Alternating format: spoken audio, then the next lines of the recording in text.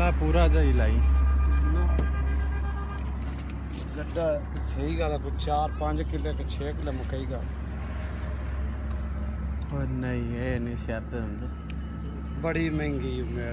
वो कदे कदे महंगी हो जाती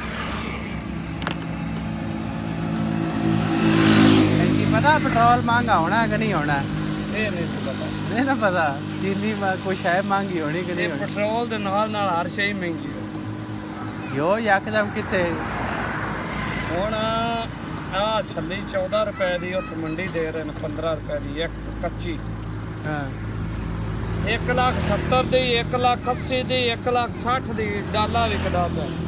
मकई दा तू किन्नी डेली लैके आउंदा मैं 2 मन लिया 2 दिन की ताजी कागज च रख ताजी लिया 2 दिन की 2 मन रोजाना की कड्डी ये तो खुश्क नहीं होंगी जिवें वो लगी छली हाँ वो पैसे बकाया मैं कहा जिवें आम होंगी है कच्ची होंगी उवें होंगी है ना हाँ नरम दुध होंगी